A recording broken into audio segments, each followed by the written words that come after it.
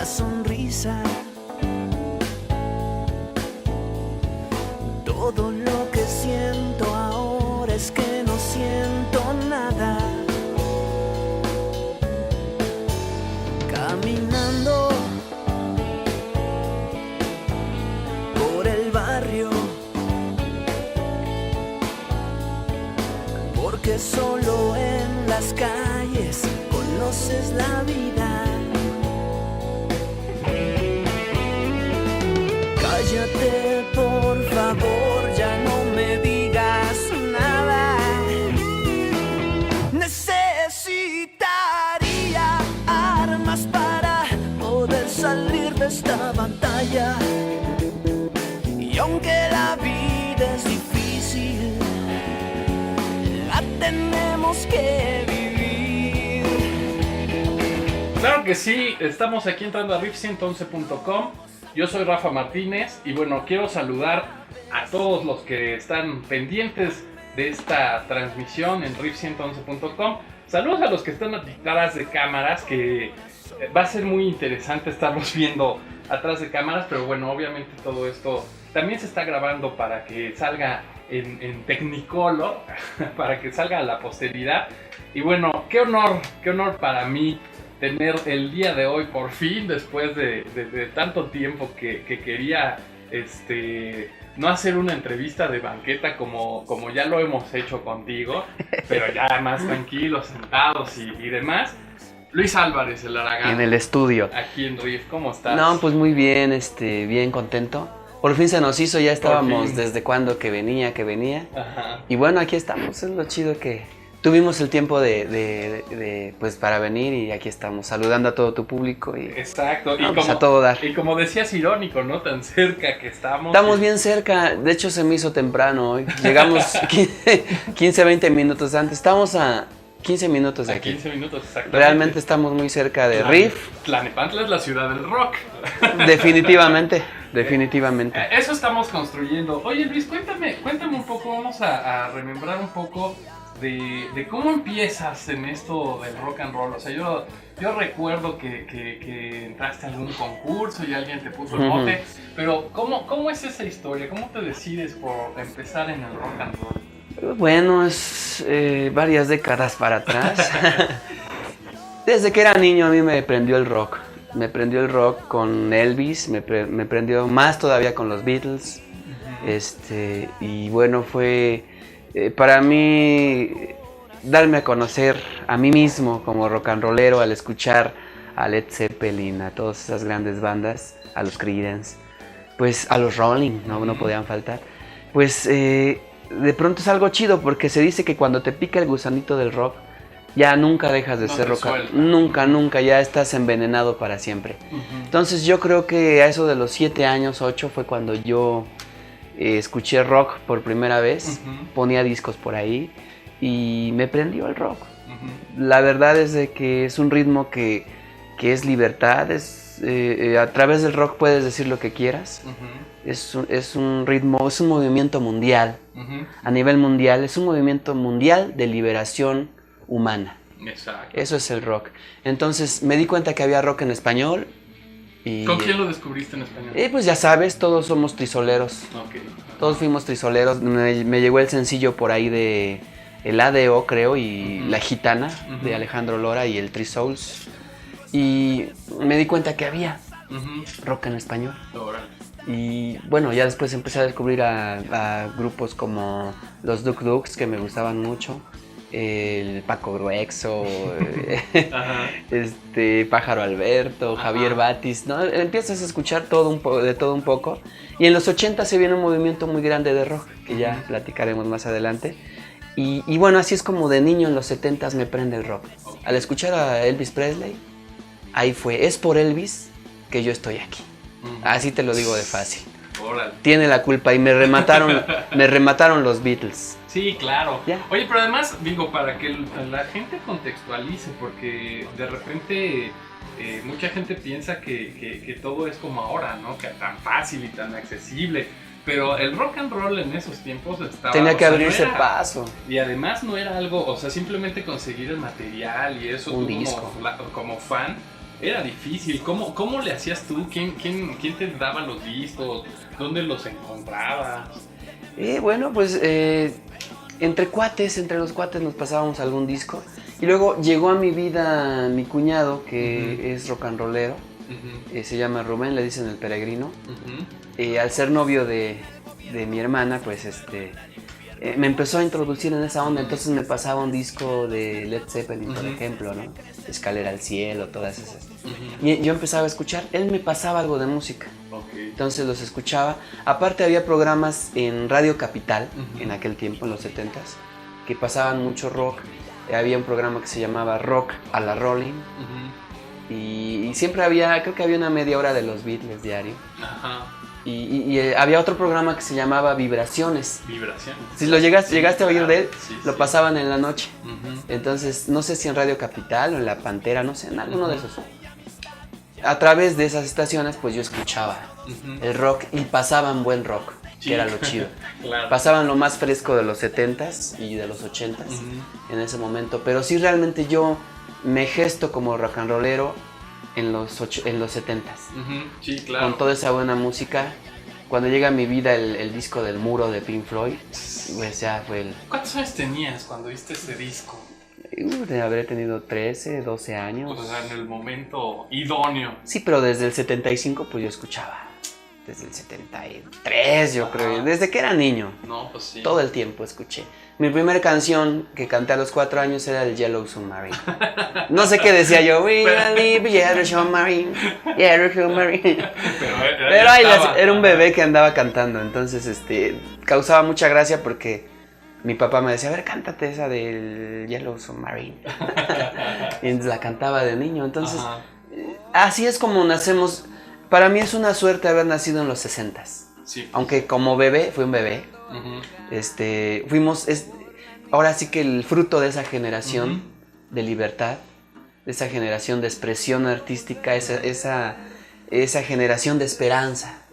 Y los 60s que fueron tan cortos y tan largos en lo musical, para mí ha sido la mejor década. Entonces nazco en los 60s y pues la neta es que es una suerte. Tengo la edad del Sargento Pimienta. Para que hagan sus cálculos. Hagan sus cuentas. Exactamente. Muchachos. Exactamente, hay que dejarles un poco de tarea. Oye, ¿y cómo llega a ti tu primer guitarra? ¿Cómo recuerdas ese acercamiento con un elemento que ha marcado tu vida? Es tu herramienta. ¿Cómo llega a ti la primer guitarra? Como te digo, mi hermana se hizo hippie. Y de repente llevó una guitarra a la casa. Pero era una guitarra que nada más tenía una cuerda, la sexta. La sexta cuerda, y ahí la dejó. Entonces, ahí como que la empezamos a agarrar y pues con una cuerda, ¿qué le hacías? Como bajo. En ese tiempo salió la canción de Humo en el Agua. Entonces nosotros le hacíamos, era al aire, la nota de mi, luego sol, tum, tum, la, tum, tum, tum. Luego la sostenido, tum, tum, tum, tum, tum, tum, tum, tum, tum. Pues sí se puede con una cuerda. Con una cuerda se lograba una melodía o tum, tum, tum, tum, tum, tum, tum, tum, de Jim Morrison. Entonces, pues así es como llega una guitarra a mi vida.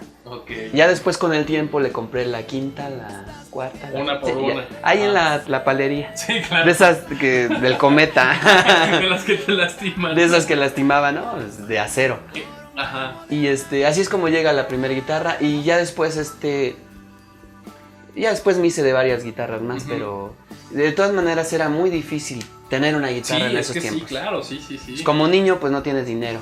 Pero además, ¿quién te enseñaba? Digo, porque ahorita en YouTube aprendes muy rápido, pero ¿quién te enseñó? En ese momento no había información. No. Para, por ejemplo, aprender algo, tenías que ir a ver al Cóndor del Three Souls, ¿no? Y ver cómo le hacía, ay caray, cómo le hace, o Ernesto de León, que tocaba la guitarra, Javier Batis. Entonces yo iba y me acercaba y veía a Ernesto de León y ay caray, cómo le hace este cuate, ¿no?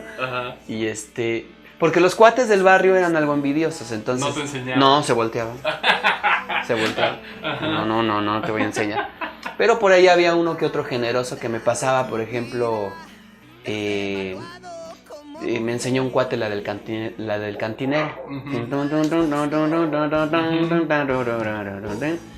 Y así de repente encontraba gente que me pasaba algo, pero era a través del método de guitarra fácil. Claro. De la revista que empezaba yo a buscar. La primera rola que yo quería montar, recuerdo, era la de Mi Dulce Señor, de George Harrison, que ven mi la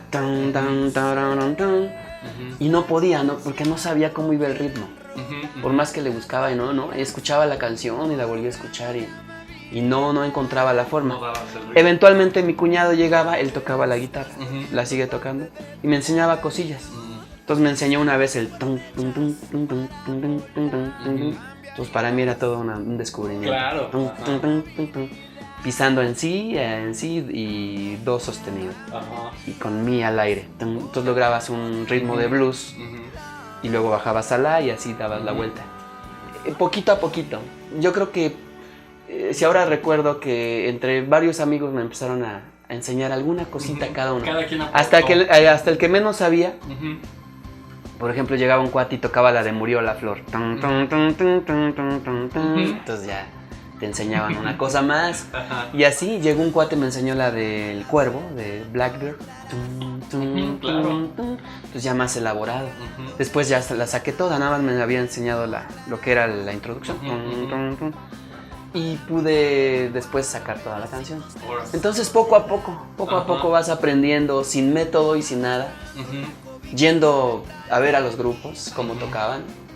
¿Qué sentías cuando ibas a esos conciertos? O sea, Pues era un chavillo, tenía 8 o 9 años. Bien, no, pues olía mucho a mota. Todavía sigue oliendo a mota. Bueno, muchas cosas no cambian. Y pues ahí estaba, yo recuerdo que de los primeros conciertos que fue en Tlatelolco. Las tocadas que organizaba Paco Gruexo, claro. la Tlatelolco Rock Symphony. Okay. Entonces ahí voy, ¿no? Ajá. Creo que hasta me dormí a la mera hora porque de lo marihuano que andaba. Y ver a Paco Gruexo ahí, ¿no? Impresionante, ¿no? Sí, pues era un show. Pelón y toda una locura. Y bueno, ver a los demás grupos, había grupos que iban con metales y todo. Habían muy buenas bandas. O sea, todavía era secuela de esta época. De 70, sí, claro. de los 70, de las bandas de todavía. Vándalo, ¿no? Claro, todo eso, toda esa música, esa riqueza La onda musical. chicana se llamaba. Exactamente. Ajá. Todavía todo se escuchaba, todo eso. Era bien interesante y era bien chido, ¿no? Era ir al rock de los fines de semana, que se sigue dando todavía. Sí, claro. hasta Cada la fin de fecha. semana. Ajá. Oye, y por ejemplo, ya que estabas allá adentro y demás, creo que te llegaste a imaginar también estar allá arriba. O sea, sí te movía o todavía... En ese momento no. Yo era un niño, 7, 8 años, entonces no. Yo nada más iba a ver los grupos y escuchar una guitarra ronca y me llamaba mucho la atención. Posteriormente sí, ya empecé a soñar, ya cuando tenía 10 años, 11. ¿Cómo te pasó ese cambio de decir, es que a lo mejor sí lo mío es la música? Te nace, nada más de un momento a otro lo sientes y sientes que por ahí tienes que seguir. Entonces se me empezó a facilitar la forma de tocar la guitarra y a los 10 años hago mi primer canción. Entonces, ¿Cuál fue? Eran canciones de amor. Una se llamaba 1000 estrellas. Así la pongo como primera. En realidad fue una serie como de 10 canciones. Okay. Pero fue la primerita que recuerde de esas 10 canciones. 1000 estrellas. Una canción que le compuse a mi padre. Okay. Y así es como se me da la composición. Desde los 10 años vengo componiendo y después debuto a los 12 años. Y bueno, de ahí. Ya ahí, en esa edad es cuando empiezo a soñar. Empiezo a soñar con realmente ir a tocar.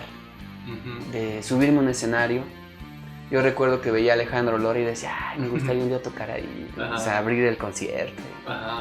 Y bueno, llegó ese día, llegó claro. ese bonito día y así es como surge el Aragán poco a poco, se va tomando forma, entran los 80s y también mucha riqueza musical. Claro. De todo tipo. Musicazos que había aquí. Musicazos por todos lados, en el mundo entero. Entonces, ahí surge más la inquietud de tocar, ya empiezo a crecer más, empiezo a darme cuenta de que sí se puede hacer rock en español, al ver cómo acomodaban las frases, ¿no? Y bueno, me empecé a imaginar cómo hacer una canción en rock, y empiezo a hacer mis primeros rock and rolls. ¿Cuál te acuerdas? Recuerdo la canción del Aragán, por ejemplo. Claro. Antes me gustabas, es de ese Antes tiempo. me gustabas. Antes me gustabas, cuando te peinabas. Juan el Descuartizador. Realmente son de adolescente esas rolas. Todas las rolas las hice en mi adolescencia. Todas esas, por ejemplo, las del primer disco, del Rojo, son en plena, lo que decía un adolescente. ¿Será por eso que les gusta mucho Sí, claro. a todos los chavitos? Eso, ¿no? es un buen inicio, el disco rojo, siempre para el rock and roll. Sí, incluso ya lo acabamos de sacar en acetato. Órale. Para coleccionistas, váyanse a la página. Órale. Entonces, en comercial. ¿no? No, está bien. Eso nos gusta a los fans. Y sí lo pueden conseguir en ¿cómo se llama? Productos oficiales del Aragán y compañía. Ah, perfecto, sí, es página de Facebook. Ajá, no, y además a través del ¿cómo se llama? De la página los pueden enlazar. Estamos estrenando página www.araganicia.com y Luis Álvarez el Aragán, página oficial. Okay. Ahí pueden El enlazarse. disco rojo en acetato, para los que tienen todavía su consola. Entonces todas estas rolas las hago ahí en ese tiempo. Realmente las del disco rojo las hice pues a los 15 años. Órale, ajá. Más o menos por ahí. Y de ahí nace tu mote. O sea, de ahí sale el nace... Aragán, el nombre del Aragán, que yo no quería en un principio por lo que significa ser un Aragán. Claro. Es una persona que no trabaja, un huevón, un bueno para nada. Claro. Pero Pero que además significaba muchas cosas, ¿no? Claro, ya después le empezamos a buscar filosofía. Así como que el Aragán, pues estaba de Aragán porque estaba planeando la forma de conquistar el mundo. Exactamente. Y ya después se vuelve un lobo. Era un Aragán y era alguien reflexivo. Exactamente. Es decir, un pensador necesita tiempo para pensar, ¿no? Albert Einstein, todos ellos tenían que debían de tener tiempo para sacar esas grandes conclusiones de cómo funcionaba el universo. Claro. Entonces surge un Aragán así, un Aragán pensador. Surge el logotipo del indito que está ahí. Con sus Converse. Sí, ahí del Luisito que está ahí. Ajá. Con los Converse, muy moderno ya. Pero como me dijo un cuate, es que lo que no sabe la gente es que está planeando su siguiente golpe. Claro. O sea, está ahí haciendo cálculos, ¿no? Sí, exactamente. Entonces surge un Aragán y con esa filosofía lo empiezo a aceptar. Porque en un principio no me gustó. No te gustaba. Luché todo un año por quitarme el nombre y no. Ajá. No pude. Son cosas que no se pueden. Les decían, claro, preséntenme como Luis Álvarez. Me decían, sí, Aragán. Claro que sí. Soy Luis. Soy Luis, sí, Aragán. Con ustedes el Aragán. Ajá. Lo que tú digas, Aragán. Se me quedó. Ajá. Finalmente se acomoda el nombre. Quedan las sílabas perfectas, el logotipo perfecto y ahí está. ¿Quién hizo el logotipo? ¿Cómo lo creaste? ¿Cómo nace esa idea? El logotipo lo hizo un cuate que... Bueno, es un autor mexicano, no recuerdo su nombre. Que lo publicó no sé si en el Universal o en algún... Órale. Él lo publicó, no sé si en los 80s, algo así. Y un día me lo encontré y me dijo, está bien. Dice, úsalo. Ajá, órale. Ahora sí que dale fama al dibujo. Pues es un ícono este símbolo. Ajá, y después ya tiene modificaciones y toda la onda. Y el que tuvo la idea de ponerla en el disco fue un cuate que se llama Beto Fink, que es o era diseñador de discos para Discos Denver. Él lo hizo y hacía muchas portadas muy, muy interesantes. Entonces se aventó la puntada de poner el logotipo del Aragán. Y aparte le puso Valedores Juveniles. Sí, claro. Porque yo había participado en Valores Juveniles. Valedores Juveniles. Y el Aragán y compañía por Bacardí y compañía. Ajá, exactamente. Entonces, Valedores Juveniles, Valores Juveniles, Bacardí y compañía. Valedores Juveniles, el Aragán y compañía. Claro. Entonces surge todo un concepto ahí de mercado. Sí, por supuesto. Y funciona. Sí, claro. ¿Qué más puedo pedir? Antes de llegar a eso, porque digo, eso ya fue la explosión de esa fama underground que fue desde el disco rojo. Pero antes de eso, ¿cómo llegas a Denver? ¿Quién te descubre o cómo...? Digo, porque Discos Denver pues ya tenía al Trisol, Sabatis, a Bostic, o sea, ya tenía sus luminarias. Ya tenía su catálogo bien. ¿Cómo llegas a Discos y Cintas Denver? Me llevó el señor David Lerma en Guadaña. Mi buen compadrito el Guadaña me invitó. Bueno, pero para esto hay un pre de tocadas. Ajá. O sea, ya te empezabas a presentar. Ya me empezaba a presentar desde el 82, 83, 84, 85, del terremoto. Ajá. Después del 85, del terremoto, surge un movimiento de tocadas, Sí, un claro. movimiento cultural, de expresión por los damnificados y todo esto. Y empiezan a hacer festivales en toda la Ciudad de México, sobre todo en la colonia Roma y en las colonias más afectadas. Y me empiezan a invitar. Empiezo a alternar, por ejemplo, con Nina Galindo, Rafael Catana, Jaime López. Ahí es cuando conozco, ¿no? Por primera vez esas personas que yo había escuchado en disco. Y los empiezo a ver, ¿no? Empiezo a ver ahí al Mastuerzo, que andaba también, Botellita de Jerez, Real de 14, en sus inicios. Y me empiezo como que a colar. Conozco a Arturo Mesa. Y me empiezo a colar ahí pues como que yo les abro la tocada. Solo con la guitarra? Yo solo con mi guitarra, Hubo un grupo que tocaba en esos festivales, se llamaba TNT. Claro. Y ellos me dan la pauta y la apertura en sus conciertos, sus tocadas, ya fuera masivo o en una banqueta, donde fuera. Me decían, pues échate unas rolas antes de que empecemos. Y hubo mucho apoyo por parte de TNT, de esos compadres. Un saludo. Ojalá que anden todavía por ahí. Y ese apoyo. Y empiezo a tocar aquí y allá. Y de pronto en conciertos grandes, en conciertos pequeños. Recuerdo que estuve una vez en el Monumento a la Revolución. Y Arturo Mesa me prestó su guitarra para subirme. No sé si fue ahí donde estaba el Guadaña. No, fue en Tlalnepantla. Bueno, en esa tocada que te digo de Monumento a la Revolución toca Santa Sabina y varios. Entonces empiezo a ver el nacimiento de un movimiento grande, claro. De un movimiento grande musical, que no nos dábamos cuenta, pero se estaba haciendo un movimiento realmente importante, cultural, musical. Se empezaba a mover. Yo sigo tocando y llego a un concurso aquí en Tlalnepantla, en un lugar que se llama el Centro Cultural Sor Juana Inés de la Cruz. Y ahí conozco a un cuate que se llama Ricardo Barrón, que es el que organizaba, me invita, me inscribo, me llevo a buenos lugares. Todo culminaba en grabar un disco, creo, y se hizo una grabación por ahí. Al final de ese concierto. Eran encuentros de cada año. Participé 86, 87, 89. Y ahí en el 89 fue cuando el Guadaña se iba con su cámara y se fue, me filmó. El Guadaña le lleva este video a Octavio Aguilera, dueño de Discos Denver, y hacen una cita. Ahí es cuando conozco a Octavio. Me aventé unas rolas a la antigüita. Entonces, a ver, échate una, ¿no? Aburrida la vida, aburrida la vida. Ya tenía varias canciones. Me aviento varias rolas y de repente me dice, vamos a hacer un disco. Le canté como 15, 20 canciones. Dice, escoge 10 y vamos a hacer un disco. Y las 10 rolas que conocen es el disco rojo. El disco rojo, el primer disco. Pero así fue a través del Guadaña y del video y de todo esto que llego a la disquera. Yo no me la creía. Sí, no. En ese tiempo realmente grabar un disco era difícil. Sí. No, sí. O sea, se lo grababa alguien que se lo ganaba, que se lo ganaba, que merecía grabar un disco. Era todo un logro. Era como llegar con tus abuelos y tus papás, mira mi disco. Claro. Entonces, pues era ahora sí que el máximo galardón. Ahorita pues ya se pueden grabar.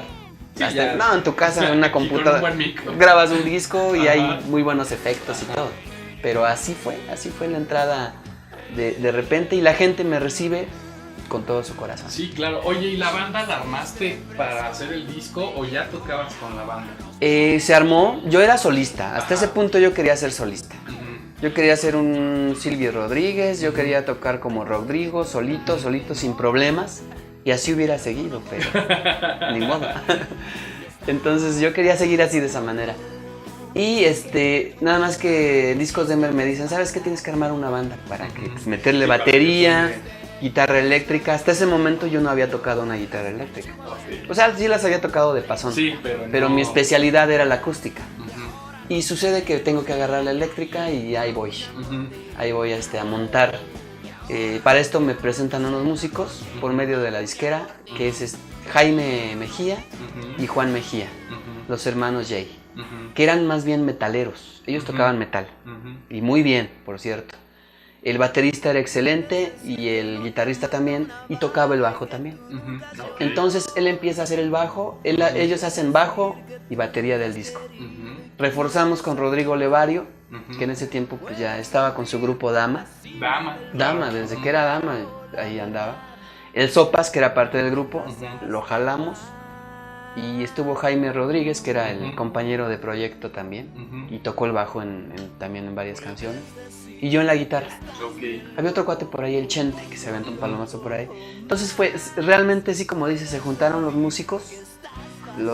Se hizo un grupo para grabar el disco. Ujú.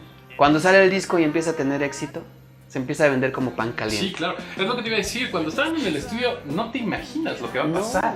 yo O no sea, tú sabía. Estás ahí echando relajo. Octavio sí sabía de qué. Rodrigo sabía de qué se trataba. Ajá. Recuerdo que en la grabación estuvo Rodrigo y el Bolillo, Ajá. que toca el bajo con el tri ahora. Con el Triari. Y estuvieron ahí y estaba otro cuate que le decían el paleta payaso, Genaro. Ajá. Y me dijo, es un batazo, es un batazo. Y yo decía, ¿qué es un Ajá. batazo? ¿Qué? Sabían que que se iba a poner Claro. chido. Ajá. Y salió un disco que realmente hizo historia y que marcó la carrera de Aragán y compañía. Digamos que todo este mote como conocemos al rock mexicano de rock urbano empezó desde el disco rojo. O sea, Es lo que dicen por ahí. o sea, es que para uno que es crítico del rock, digo, obviamente viene todo el folk de Jaime López, del rock, digo, Sí. pero realmente el rock urbano como tal, contemporáneo, empieza del disco rojo para acá. Yo creo que se debe a eso, que yo pude convivir con ellos, con Jaime, con Ujú. abrirle las tocadas y toda la onda.